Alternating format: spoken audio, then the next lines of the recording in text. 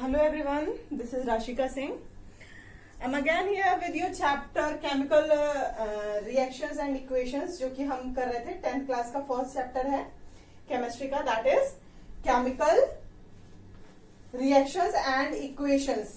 ठीक है, इसमें हम टाइप्स ऑफ केमिकल रिएक्शंस पढ़ रहे थे. आज हम थोड़ा सा अपना लेक्चर लंबा रखेंगे बिकॉज हम ट्राई करेंगे कि आज ये चैप्टर कंप्लीट हो जाए because it's too long now. तो इसमें हम टाइप ऑफ केमिकल रिएक्शंस पढ़ रहे थे. इसमें हमने कॉम्बिनेशन रिएक्शन पढ़ लिया था. अब हम क्या उसका दो टाइप ऑफ रिएक्शन होते हैं, कॉम्बिनेशन रिएक्शन और डिकम्पोजिशन रिएक्शन. तो इसमें कॉम्बिनेशन रिएक्शन हमने पढ़ लिया था. डिकम्पोजिशन रिएक्शन हम पढ़ रहे थे. डिकम्पोजिशन रिएक्शन में जो फेवरेबल कंडीशंस थी उसकी हीट, लाइट एंड करंट, ये हम डिस्कस कर चुके थे. इसमें एक्टिविटी 1.5 एंड 1.6 हम कर चुके हैं.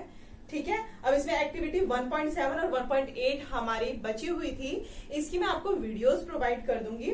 ठीक है, इसमें मैंने ये बताया था कि इसकी जो फेवरेबल कंडीशंस होती हैं वो लाइट, हीट और करंट होती है, जिसमें हमने हीट का जो हीट के प्रेजेंस में दोनों एक्टिविटी कर ली है. अब जो एक्टिविटीज हम देखेंगे जो कि 1.7 है वो करंट उसमें इन्वॉल्व होगा और जो 1.8 है उसमें लाइट इन्वॉल्व होगा. तो ये दोनों एक्टिविटीज जब हम करेंगे तो आपको ये मैं भेजूंगी आपको, इसकी वीडियोस प्रोवाइड करूंगी. तो आपको मुझे इसका कंक्लूजन लिख के देना है. ठीक है, तो बेसिकली डिकम्पोजिशन रिएक्शन होता क्या है कि एक या दो रिएक्टेंट, एक या उससे ज्यादा प्रोडक्ट दे. मतलब एक ही रिएक्टेंट होता है लेकिन प्रोडक्ट जो होते हैं वो छोटे छोटे उसमें डिवाइड हो जाते हैं प्रोडक्ट्स में. ठीक है, तो ये चीज थी हमारी डिकम्पोजिशन रिएक्शन थी, जिसमें सिंगल रिएक्टेंट जो थे वो सिंपलर प्रोडक्ट में ब्रेक हो जा रहे थे. ठीक है, इसमें ये कंप्लीट हो जाएगा जब मैं आपको वीडियोस इसकी प्रोवाइड कर दूंगी. तो ठीक है, इसमें जो आपकी एक्टिविटी 1.8 की मैं वीडियो प्रोवाइड करूंगी उसमें क्या हो जाएगा, जो मैं रिएक्शन लिख रही हूँ ये एक्टिविटी 1.8 के लिए है. That is 2 AgCl. ठीक है, सिल्वर क्लोराइड जो कि सनलाइट के प्रेजेंस में, यहाँ पे सनलाइट प्रेजेंट होगा जो आप एक्टिविटी करेंगे 1.8 इसकी है, इसमें सनलाइट के प्रेजेंस में होगा ये. तो जब सिल्वर क्लोराइड को आप, Ag मींस सिल्वर होता है चांदी, सिल्वर. ओके, तो सिल्वर क्लोराइड को हम सनलाइट के प्रेजेंस में जब रिएक्शन कराएंगे तो it will give us 2 Ag plus chlorine Cl2. ठीक है, Ag आएगा और हमारे पास क्लोरीन आएगा. ये सॉलिड होगा. जो सिल्वर होता है ये सॉलिड होता है और ये क्लोरीन क्या होता है हमारा, गैस. ये पता ही होगा आप लोगों को. ठीक है, ये पूरा जो हमारा होता है silver chloride that is solid and it is also solid but this will provide a gas sunlight के प्रेजेंस में. ठीक है, तो इसी तरीके से अगर हम इसी रिएक्शन पे बेस्ड एक और रिएक्शन है that will happen with 2 silver, ये ब्रोमीन है. ठीक है, तो सिल्वर ब्रोमाइड हो गया ये पूरा, ये ब्रोमीन है, ये सिल्वर है.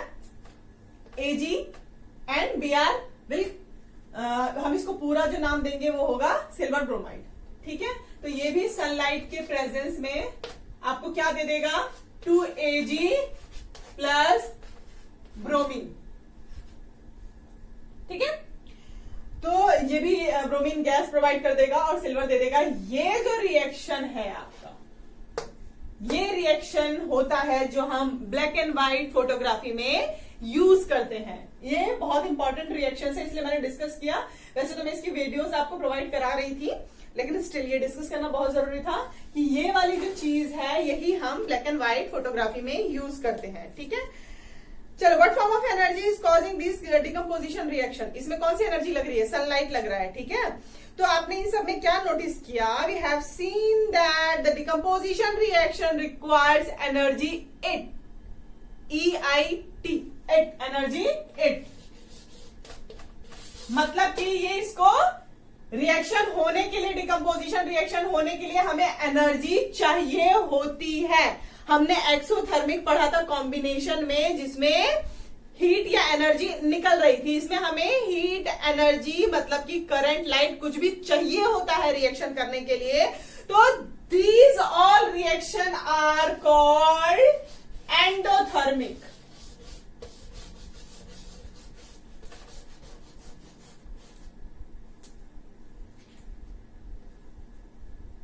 Endothermic reactions. ठीक है, तो ये सारी एंडोथर्मिक रिएक्शंस कहलाती हैं, जितनी भी हमारी डिकम्पोजिशन रिएक्शंस होती हैं। ठीक है, तो हमने अब अपना आज जो ये डिकम्पोजिशन रिएक्शन था ये भी कंप्लीट कर लिया आज ये टॉपिक। और आप जब इसमें एक और एक्टिविटी है, take 2 gram of bromine hydrochloride in test tube, add 1 gram of ammonium chloride and mix with help of gas rod, touch the bottom of the test tube with your palm, what do you feel. ठीक है, ये barium hydroxide का है, इसका भी आपको मुझे result बताना है कि क्या होगा। ऑब्वियसली हीट निकलता है इसमें भी। ठीक है, तो हमारा जो आज है ये टाइप्स ऑफ रिएक्शन का जो टॉपिक है ये फिनिश हो गया। Okay, now the next topic we will cover today is displacement reaction. बहुत इंपॉर्टेंट ये आपका जो टॉपिक है, इसको ध्यान से देखिएगा। That is displacement reactions. ठीक है, तो अब ये डिस्प्लेसमेंट रिएक्शंस जो है, या रिएक्शन जो है वो क्या होता है, जैसा कि नाम से ही पता चल रहा है, डिस्प्लेसमेंट, डिस्प्लेस करना, किसी चीज को हटाना, डिस्प्लेस करना। ठीक है, तो डिस्प्लेसमेंट रिएक्शन के लिए हमें समझने के लिए इसकी एक एक्टिविटी आपके बुक में दे रखी है, दैट इज एक्टिविटी 1.9। इसको मैं पढ़ूंगी, ऑब्वियसली जब हम लैब में जाएंगे तो इसको करेंगे भी, बट फिलहाल तो हमें अभी पढ़ के ही काम चलाना पड़ेगा। तो इसमें क्या करना है आपको, take 3 iron nails and clean them by rubbing with sand paper. Sand paper होता है ना, सैंड पेपर आता है, उससे हम जंग छुड़ाते हैं। जंग किसी चीज में लगी हो तो उसको क्लीन करते हैं। ठीक है, सैंड पेपर बोलते हैं उसको। तो अगर नेल, अगर आपका आयरन नेल जो है उसको साफ कर लेंगे तो ज्यादा अच्छी एक्टिविटी होगी, इसलिए उसको पहले साफ कर लीजिएगा रगड़ के। ठीक है, Take 2 test tubes marked as A and B. In each test tube, take 10 ml copper sulfate solution. 2 test tube लेना है आपको। टेस्ट ट्यूब में एक्सप्लेन कर चुकी हूं कि क्या होता है, लंबी सी नली जैसा होता है, एकदम ट्रांसपेरेंट कांच का, उसे बोलते हैं हम टेस्ट ट्यूब। तो 2 टेस्ट ट्यूब आपको लेने हैं, दोनों में क्या ले लेना है आपको, कॉपर सॉल्यूशन लेना है। Copper solution, liquid copper solution ले लेना है आपको। ठीक है, कॉपर सल्फेट का सॉल्यूशन ले लेना है आपको। दोनों ही आपको 2 टेस्ट ट्यूब्स लेने हैं। इस टाइप का होता है कुछ टेस्ट ट्यूब। तो ये 2 टेस्ट ट्यूब्स हैं, इसमें भी कॉपर, इसमें भी आपको आपको इसमें भी कॉपर सल्फेट लेना है, इसमें भी कॉपर सल्फेट लेना है। दोनों में कॉपर सल्फेट लेना है। इसको मार्क कर लीजिएगा, ए और बी। इसको ए लिख लीजिएगा और बी लिख लीजिएगा।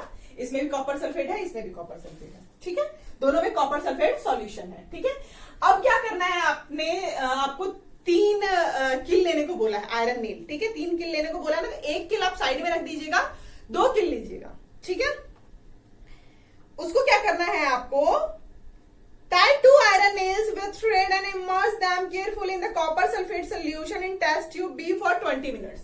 ये जो आपका टेस्ट ट्यूब है, इसमें जो 2 आयरन नेल थी, इसमें आपको डुबा देनी है। ठीक है, दोनों नेल्स को इसमें डुबा देनी है 20 मिनट्स के लिए। ठीक है, फिर क्या होगा, after 20 minutes take out the iron nail from the copper sulphate solution. इसमें जो सॉल्यूशन है वो कॉपर सल्फेट है, ध्यान रखिएगा। Copper sulphate blue in colour होता है। ठीक है, ब्लूइश होता है, ये आपके बुक में साफ साफ दिख रहा है। आप एक बार बुक को भी जरूर देख लीजिएगा। If you are able to see, ऐसा ब्लू कलर का होता है, इट इज लाइक दैट। ठीक है, तो इस तरीके का कॉपर सल्फेट का सॉल्यूशन होता है आपका। ठीक है, उसमें आपको 20 मिनट तक डुबा के रखना है बी टेस्ट ट्यूब में, जिसमें आपने बी मार्क किया था। Compare the intensity of blue colour of copper sulphate solution in test tube. Also compare the colour of iron nail dipped in the copper sulphate solution with the 1 kept aside. आपने 2 nail तो है डुबाए थे, 2 किले डुबाई थी और 1 किल ऐसी छोड़ दी थी ना। 3 किल लेनी थी, 2 डुबानी थी, 1 छोड़नी थी। अब 20 मिनट बाद जब आप इन किलो को निकाल के रखोगे बाहर तो आप क्या ऑब्जर्व करोगे इसमें कि जो ये वाली नेल है ये ब्राउनिश हो जाएगी, ठीक है, और इसका जो नीला कलर होगा ना कॉपर सल्फेट का खत्म हो जाएगा, व्हाइटिश दिखने लगेगा, ठीक है। तो जो आप कंपेयर करेंगे ना इसमें ब्लू कलर एग्जिस्टेड रहेगा, लेकिन जिसमें आपने कील डाली है उसका जो ब्लू कलर होगा वो गायब हो जाएगा, ठीक है। तो वो सारा जो होगा वो ये ले लेगा, ठीक। तो मतलब ये तो पूरा था एक तरह से कंक्लूजन। अब आयरन नेल जो होता है वो ब्राउनिश हो जाता है in colour, and blue colour जो होता है कॉपर सल्फेट का वो डिसअपियर हो जाता है। ये क्यों होता है? ये डिकम्पोजिशन रिएक्शन की वजह से होता है। अब मैं इसका रिएक्शन आपको लिख के दिखाती हूं जो मैंने आपको थ्योरेटिकली बोला। दैट इज आयरन, ये सॉलिड स्टेट है भाई, आयरन सॉलिड स्टेट होता है, ये सबको पता है कि लोहा सॉलिड होता है, प्लस कॉपर सल्फेट का सॉल्यूशन था हमारा CuSO4, ठीक है, कॉपर सल्फेट है ये हमारा, इसका सॉल्यूशन था, इसमें हमने आयरन नेल डाला था कॉपर सल्फेट में, तो ये रिएक्ट करके क्या देगा हमें? आयरन सल्फेट दे देगा, प्लस आपका ये देगा कॉपर सॉलिड, ठीक है। तो जो सल्फेट था, जो इसका सल्फेट वाला पोर्शन था वो किसने ले लिया? आयरन ने, और कॉपर को एज इट इज छोड़ दिया, ठीक है। तो इसने क्या किया ध्यान से देखो, जो इसके साथी था उसको हटा दिया, खुद ले लिया और इसको डिस्प्लेस कर दिया, ठीक है, कि निकल भाई तू, ठीक है। इससे इसका SO4 लेके खुद आयरन सल्फेट बना लिया और कॉपर को हटा दिया। दैट इज डिस्प्लेसमेंट रिएक्शन, ठीक है। In this reaction iron has displaced और रिमूव्ड अनदर एलिमेंट, ठीक है। आयरन जो था Fe अपना आयरन था, उसी ने तो दूसरे SO4 को हटा, इसको सॉरी कॉपर को हटा दिया ना, कि भाई निकलो, अब SO4 से मैंने बॉन्डिंग कर ली है, okay. This reaction is known as displacement reaction. इस रिएक्शन को क्या बोलते हैं? Displacement reaction. जैसे होता है ना बहुत जगह कब्जे की जमीन कर लेते हैं, है ना, कि हाँ भाई अब तुम निकलो वैसे आयरन ने किया कि आयरन गया कॉपर सल्फेट के सोल्यूशन के अंदर और कॉपर को कहा भाई तुम निकलो और सल्फेट के साथ रिएक्शन कर लिया। दैट इज डिस्प्लेसमेंट रिएक्शन, मतलब हटाओ, निकलो, ठीक है, डिस्प्लेस करना किसी चीज को, ठीक है। इसके और मैं एग्जांपल्स लिख देती हूँ। Hope you are getting. Displacement reaction बहुत ही इजी है, ठीक है, डिस्प्लेस कर देना, ठीक है, यानी हटा देना किसी को, ठीक है। अदर एग्जांपल्स ले लेते हैं हम। Zn जिंक, ठीक है, ये सॉलिड स्टेट लेंगे इसका और इसको हम रिएक्ट करा देते हैं भाई सेम कॉपर सल्फेट से, ठीक है। तो it will give, obviously predict कर सकते हो, ये जिंक सल्फेट दे देगा आपको और फिर ये कॉपर को भगा देगा, ठीक है। Now the second one is PB, lead, शीशा होता है ये भी सॉलिड हुआ, ठीक है। और CuCl2, ये क्या हुआ? Copper chloride. कॉपर क्लोराइड को हमने रिएक्शन किया, तो वैसे अब आराम से आप प्रेडिक्ट कर सकते हो भाई कि क्या होगा इसमें। लेड जो होगा वो Cl2 को ले लेगा, क्लोरीन को, और ये भी कॉपर को भगा देगा, भगो डिस्प्लेस कर दिया, ओके। इस चीज ने इस चीज को डिस्प्लेस करके इसका सब्सटेंस ले लिया। दैट इज डिस्प्लेसमेंट रिएक्शन, ठीक है। Zinc and lead are more reactive element than copper. जो हमने कॉपर सल्फेट का सॉल्यूशन डाला था उसके मुकाबले में जिंक और लेड वाला जो मैंने ये दोनों रिएक्शंस लिखी हैं ये ज्यादा रिएक्टिव होती है, okay. They displace copper from its compounds, मतलब इतनी पावरफुल होता है ये लेड और जो जिंक है कि इसके जो कंपाउंड होंगे बहुत स्ट्रॉन्ग कंपाउंड्स होंगे, उसमें से भी इसको डिस्प्लेस कर देता है। निकलो, मेरी पावर ज्यादा है, ओके। तो हमारा डिस्प्लेसमेंट रिएक्शन आज ये टॉपिक कंप्लीट हो गया, ठीक है। Now the next topic is double displacement. नाम से ही पता चल रहा है भाई, डबल डिस्प्लेसमेंट रिएक्शन। नाम से ही पता चल रहा है डबल डिस्प्लेसमेंट रिएक्शन मतलब भाई तू मुझे रिप्लेस करेगा, तो कहते हैं ना डबल क्रॉस मत करो, डबल क्रॉस मत करो, बेवकूफ मत बनाओ। तो डबल डिस्प्लेसमेंट ऐसा ही होता है कि हम भाई तुम हमारा एलिमेंट निकालोगे तो हम तुम्हारा निकालेंगे, ऐसा हो जाएगा, ठीक है। इसमें भी एक एक्टिविटी है। Take about 3 ml of sodium sulphate, sodium Na होता है, ठीक है, NaSO4 हो जाएगा sodium sulphate solution in test tube. वही टेस्ट ट्यूब में आपको लेना है। In another test tube take 3 ml of barium chloride. ठीक है, एक में क्या लिया आपने सोडियम सल्फेट, एक में क्या लिया बेरियम क्लोराइड। इसका मैं भी रिएक्शन बता रही हूं, उससे ज्यादा आपको समझ में आएगा। Mix the two solution, what do you observe. अब इन दोनों सॉल्यूशन को आपको मिक्स कर देना है। किसको किसको भाई, सोडियम सल्फेट को और बेरियम क्लोराइड को। Sodium sulphate and barium chloride. तो सोडियम हमारा क्या होता है, इसको मैं हटा दे रही हूं भाई। डबल डिस्प्लेसमेंट रिएक्शन हम कवर कर रहे हैं आज। Na2 सोडियम सल्फेट, ये एक्वस होता है, एक्वस स्टेट। ठीक है, लिक्विड का जो भाप वाला स्टेट होता है, मतलब एक्वस मतलब इसमें पानी अवेलेबल होगा, मतलब प्रेजेंट होगा। ठीक है, इसको किसके साथ करना है, बेरियम क्लोराइड। बेरियम क्लोराइड भी हमारा ये एक्वस है। ठीक है, मैं लिख रही हूं स्टेट्स आपको समझने के लिए। ठीक है, ये भी एक्वस स्टेट है, मतलब इसमें भी थोड़ा सा वाटर होगा। अब इन दोनों को जरा ध्यान से देखिएगा। ये सोडियम साहब है, सोडियम सल्फेट, और ये बेरियम क्लोराइड है। ठीक है, दोनों बहुत भाई तगड़े हैं। इसमें क्या होता है कि जो बेरियम होता है ये क्या करता है, सोडियम क्लोरीन को ले लेगा। तो फिर बेरियम कहेगा भाई मैं कि तुम्हारा इसको सल्फेट को छोड़ू, ये इसको ले लेगा। लाइक अगर इसका रिएक्शन होगा तो that will give us BaSO4 plus 2 NaCl। Okay, sodium chloride. और ये क्या हो गया, बेरियम सल्फेट। ये बेरियम सल्फेट हो गया और ये सोडियम क्लोराइड। समझ में आ रहा है। लाइक इसको इसने ले लिया और इसने इसको ले लिया, डबल डिस्प्लेसमेंट। तो मेरा ले मैटर, मैं तेरा ले लूंगी सब्सटेंस। ठीक है भाई, आजकल तो ऐसा ही जमाना है, डबल डिस्प्लेसमेंट का ही है। ठीक है, तो डबल डिस्प्लेसमेंट रिएक्शन ये हुई। ठीक है, अब इसमें होता क्या है, थोड़ा सा और डीप में पढ़ लेते हैं हम। What causes this? इसका रीजन होता क्या है। The white precipitate of BaSO4 is formed। जब ये रिएक्शन होता है, अच्छा मैंने इसका नहीं बताया ना आपको कि ये होता क्या है। तो इसमें क्या होता है कि एक व्हाइट सब्सटेंस आपको मिल जाएगा जब आप इन दोनों को मिक्स करोगे ना, सोडियम क्लोराइड को और बेरियम सल्फेट को, दोनों को जब मिक्स करोगे ना तो एक व्हाइट सब्सटेंस मिलेगा। उसे प्रेसिपिटेट बोलते हैं। प्रेसिपिटेट मतलब अवक्षेप, मतलब बचा कुचा, बचा हुआ। ठीक है, जैसे सपोज हम अगर शुगर को मिला रहे हैं सॉल्ट के साथ मिक्स करके, शुगर और सॉल्ट तुम लोग मिक्स कर लो और पानी में मिलाओ, तो जो शुगर है वो तो घुल जाएगा, लेकिन जो रेत है वो तो बैठ जाएगा नीचे ना। तो that is precipitate.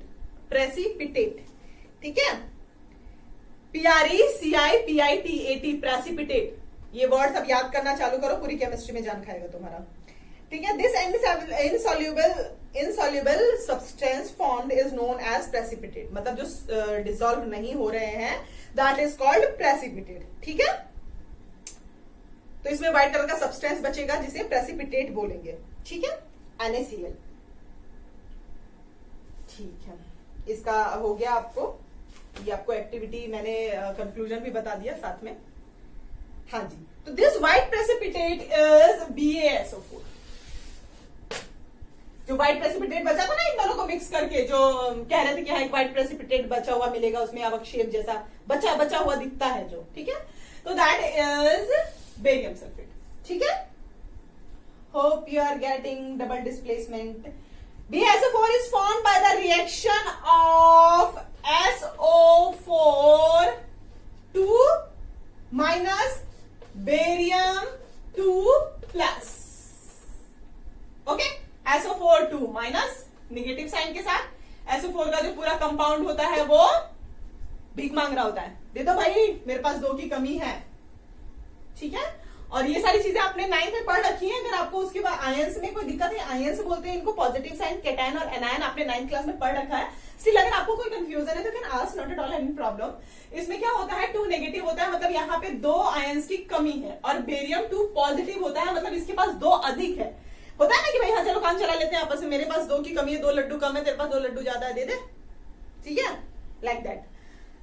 The other product form is sodium chloride. दूसरा जो बन रहा है, ये 2 का भाई इसमें 2 की कमी थी, इसमें 2 ज्यादा था, तो ये बॉन्ड बना के BaSO4 बन जा रहे हैं। और ऐसा ही इनके साथ है, NaCl के साथ। Na चाचा के पास एक पॉजिटिव होता है सोडियम के पास और क्लोरीन के पास एक निगेटिव होता है। मतलब ये इसको एक चाहिए होता है और इसको एक देना होता है, एक एक्स्ट्रा एलिमेंट होता है इसके पास। ठीक है, आपने ये सब पढ़ा होगा, सोडियम का 11 होता है तो फर्स्ट में 2 होता है, उसके बाद ऑक्टेट कंप्लीट कर देता है, 8 पूरा हो जाता है, 2 और 8 10 और एक इसका 11th जो होता है वो एक्स्ट्रा होता है तो वो दे देता है वो। ठीक है, तो दे के और बॉन्डिंग कर लेगा। तो ये एक इसके पास होगा और एक इसके पास होगा, तो ये दोनों भी बॉन्डिंग कर लेंगे। भाई चल तेरे पास एक कम है, एक मेरे पास ज्यादा है, हम बॉन्डिंग कर लेते हैं, तो इन लोगों ने बॉन्डिंग कर ली।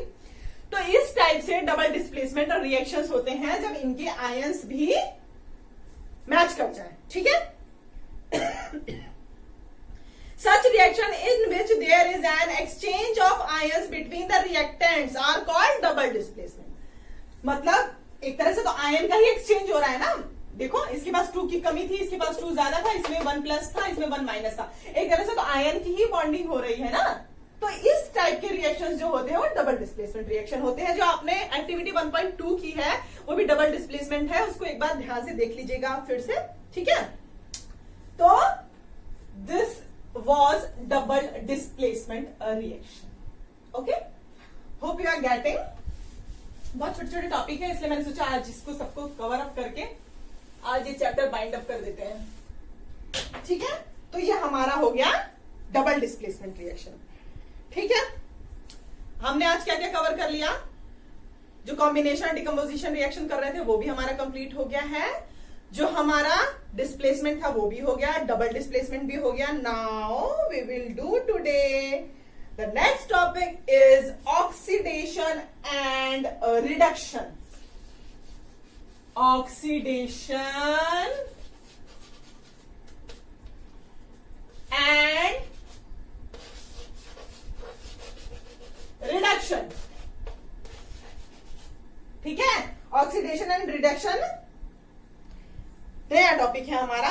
इसमें क्या है, इसमें भी एक्टिविटी है, ये बहुत ध्यान से सुनिएगा बेटा, ये बहुत ही ज्यादा इंपॉर्टेंट है, पूरे हायर क्लास तक आएगा अगर आपको साइंस में जाना है तो, इसलिए ध्यान से सुनिएगा। इसमें एक्टिविटी क्या है, heat a China dish containing about 1 gram copper powder. चलो नाम हो गया ना, ऑक्सीडेशन और रिडक्शन रिएक्शन हम पढ़ रहे हैं। ठीक है, इसमें क्या करना है आपको, एक्टिविटी आपके बुक के अंदर दी है पेज नंबर 12 पे, like this if you are able to see. इस टाइप से चाइना डिश लेना है, एक चाइना डिश और एक ये बर्नर लेना है, स्टैंड रखना है, उसमें बर्नर को जला के हम ये एक्टिविटी करेंगे लैब में अपने। ठीक है, फिलहाल आपको पिक्चर देख के काम चलाना पड़ेगा। Heat a China dish containing about 1 gram copper powder. China dish है, उसमें 1 ग्राम क्या है, कॉपर पाउडर।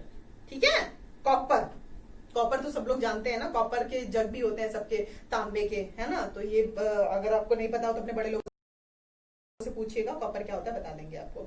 तो कॉपर का पाउडर लेना है, हमको इसे बर्न करना है नीचे से 1 ग्राम को। तो फिर क्या दिखेगा तुमको, मैं बताती हूँ। The surface of copper powder become coated with black copper. जो कॉपर सल्फेट था उसका जो सतह होगी वो पूरी ब्लैक ब्लैक ब्लैक ब्लैक होने लगेगी। वाई? ये ब्लैक सब्सटेंस कैसे फॉर्म हुआ, ऊपर जो ब्लैक ब्लैक परत उसकी बनी वो कैसे बनी? This is because oxygen is added to copper and copper oxide is formed. मतलब अगर मैं रिएक्शन के फॉर्म में इसको लिखूं ना तो it will be like this, 2Cu plus O2। Copper burn कर रहे थे तो बर्निंग, अच्छा बर्निंग के लिए क्या कंडीशन होती है, ऑक्सीजन होना चाहिए। आग तभी लगती है ऑक्सीजन के प्रेजेंस में। ठीक है, तो जब हम बर्न कर रहे थे तो उसने क्या दिया, ऑक्सीजन दिया, और हीट हमारी प्रेजेंट थी, हीट यहाँ पे प्रेजेंट है। ठीक है, हीट प्रेजेंट थी तो हमें क्या मिला, कॉपर ऑक्साइड बन गया। जो ब्लैक परत जो हमारी थी वो कॉपर ऑक्साइड बन गया, मतलब ऑक्सीजन को इसने ले लिया। तो ऐसी रिएक्शन को क्या बोलते हैं हम, if hydrogen gas is passed over this heat material. अभी ये ऑक्सीजन मिला है इसको। ठीक है, अब ये जो रिएक्शन हमने किया ना, इसमें से हाइड्रोजन अगर पास करें, मतलब ये जो चीज हमें मिली, ये चीज, इसमें से हम हाइड्रोजन पास करें, उसकी भी रिएक्शन मैं बताती हूं आपको। हाइड्रोजन पास अगर हम करते हैं इसमें, if hydrogen gas is passed over this heat material CuO, the black coating of surface turns brown as reverse reaction take place. Copper brown होता है, ब्राउन कलर का जग होता है ना, देखा होगा तुमने घर में कॉपर के जग होते ही है सबके घर में लगभग, ठीक है। तो कॉपर को अगर हम फिर से हाइड्रोजन के साथ रिएक्शन कराएं तो वो फिर से ब्राउनिश हो जाएगा, मतलब फिर से अपनी अवस्था में आ गया, जहां से गए थे चाचा वहीं से वापस आ गए, ठीक है। अब इन रिएक्शंस को कहते क्या है? If a substance gains oxygen during a reaction, it is said oxidized. Oxidation हो गया, ये इसने ऑक्सीजन को ले लिया तो ऑक्सीडाइज्ड हो गया, ये that is oxidation. If a substance loses oxygen during a reaction, अच्छा मैंने आपको भाई हाइड्रोजन वाला नहीं बताया, एक मिनट, मतलब अगर ये CuO है जो ना हमारा, ये Cu2Cu आया था ना, इसको अगर हम हाइड्रोजन पास करा दे ना, यहाँ हीट चाहिए भाई, हाँ हीट चाहिए ही होगा, अगर हम इसको हाइड्रोजन पास करा देना इसके ऊपर, तो ये फिर से क्या बन जाएगा हमारा, फिर से हमारा कॉपर ही आ जाएगा और H2O निकल जाएगा, पानी निकल जाएगा, ओके। हाँ, तो ये हमारा क्या हुआ, यहाँ ऑक्सीजन ले रहा है, ऑक्सीडेशन हो रहा है, और यहाँ हाइड्रोजन, मतलब यहाँ पे ऑक्सीजन क्या हो रहा है, जा रहा है, निकल रहा है, ठीक है। इसको बोलेंगे रिडक्शन रिएक्शन, ठीक है। तो it is said reduced, it is said oxidized, it is said reduced, oxidized and reduced, ठीक है। ऑक्सीडाइज्ड एंड रिड्यूस्ड दो वर्ड है, ध्यान रखिएगा। ऑक्सीडाइज्ड किसके लिए हो रहा है, जब ऑक्सीजन गेन कर रहा है। रिड्यूस्ड किसके लिए हो रहा है, जब ऑक्सीजन हट रहा है, ओके। ड्यूरिंग दिस रिएक्शन, अच्छा इसमें कॉपर 2 आप अपने जब नोटबुक आप अपना जब बुक आप रीड करेंगे ना, तो इसमें हर जगह ना ऐसे लिखा होगा, ऐसे करके लिखा हुआ है, कॉपर भी लिखा हुआ है और ये चीज भी लगी हुई है। कॉपर 2 लिखने का क्या मतलब है? वैसे तो आपने ये छोटी क्लासेस में पढ़ रखा है, स्टिल मैं आपको बता देती हूँ। कॉपर 2 लिखने का क्या मतलब होता है? कॉपर जो होता है ना बहुत रिएक्टिव होता है, मतलब ये 2 आयंस भी लूज करता है, 1 आयन भी लूज करता है, ठीक है। दोनों में ही ये कंफर्टेबल रहता है कॉपर। तो यहां ये बताया जा रहा है कि भाई ये 2 आयन लूज कर रहा है, ठीक है, 2 आयन वाला कॉपर है ये, ठीक है। तो कॉपर 2 लिखने का मतलब यही है, यहाँ पे कंफ्यूज मत होइएगा, ठीक है। अब मैं इस चीज को हटा रही हूं, हाँ। तो copper 2 oxide is losing oxygen and is being reduced. देखो ये क्या कर रहा है, ऑक्सीजन को हटा रहा है, और हाइड्रोजन क्या ले रहा है, ऑक्सीजन ले भी रहा है, ठीक है। हाइड्रोजन जो ऑक्सीजन ले रहा है, कॉपर क्या ऑक्सीजन को हटा रहा है, ठीक है। तो रिड्यूस भी हो रहा है और ऑक्साइड भी हो रहा है। The hydrogen is gaining oxygen and being oxidised, hydrogen oxidised हो रहा है। In other words, one reactant gets oxidized while other gets reduced during a reaction. Such a reaction called oxidation reduction reaction. देखो भाई ध्यान से देखना, ये जो चीज है और ये जो चीज है, ये हो रहा है ऑक्सीडेशन। क्या हो रहा है, ऑक्सीडेशन, ऑक्सीजन ले रहा है। ये क्या हो रहा है भाई, ये हो रहा है रिडक्शन, रिडक्शन। ये हो रहा है ऑक्सीडेशन, ये हो रहा है रिडक्शन। ऑक्सीडेशन भी हो रहा है, रिडक्शन भी हो रहा है, मतलब कि दोनों ही चीजें साथ में हो रही हैं।